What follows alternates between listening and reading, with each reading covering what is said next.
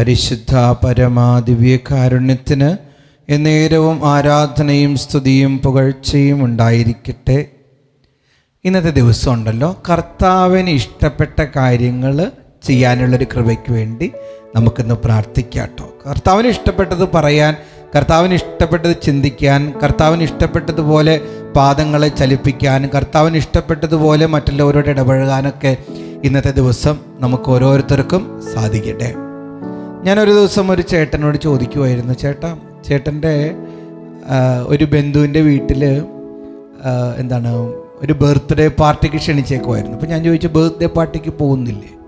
അപ്പോൾ ചേട്ടൻ പറഞ്ഞു, അച്ഛാ ഞാൻ പോകുന്നില്ല, കാരണം എൻ്റെ അളിയന്മാരും ബന്ധുക്കളൊക്കെ മദ്യപിക്കാൻ വേണ്ടിയിട്ട് ക്ഷണിക്കുമെന്ന്.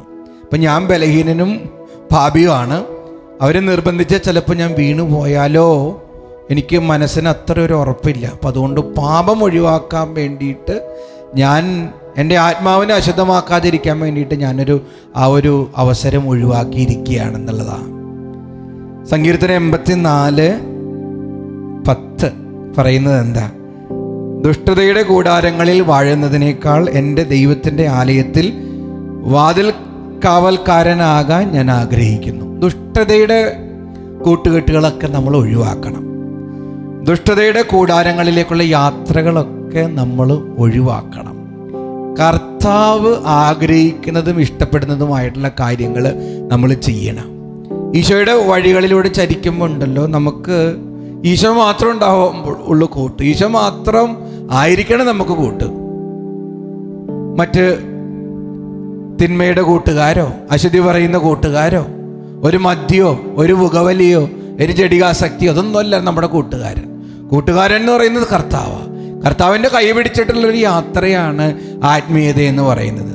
കുടുംബസ്ഥനാണെങ്കിൽ നിൻ്റെ ഭാര്യ, നിൻ്റെ ഭർത്താവ്, മക്കളൊക്കെ ആയിട്ട് പ്രാർത്ഥിച്ച് ജീവിതം മുന്നോട്ട് കൊണ്ടുപോകുക. ആരോടൊരു വെറുപ്പും വൈരാഗ്യമൊന്നും വെക്കാതെ ഏറ്റവും സന്തോഷത്തോടെയും സമാധാനത്തോടെയും വിശുദ്ധിയോടെയും പ്രാർത്ഥനയോടെയും കൂടെ ജീവിതം മുന്നോട്ട് കൊണ്ടുപോകുക എന്നുള്ളതാണ് ഏറ്റവും പ്രധാനം. നീ ആത്മാവ് നഷ്ടപ്പെടുത്തിക്കൊണ്ട് ഒന്നും ചെയ്യരുതെന്ന്.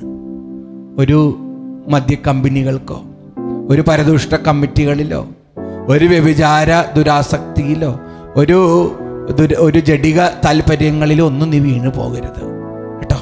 കർത്താവിൻ്റെ ആലയത്തിൽ കർത്താവിൻ്റെ ഇഷ്ടം പോലെ ജീവിക്കാൻ നിനക്ക്, എനിക്ക് ഇന്നത്തെ ദിവസം സാധിക്കട്ടെ.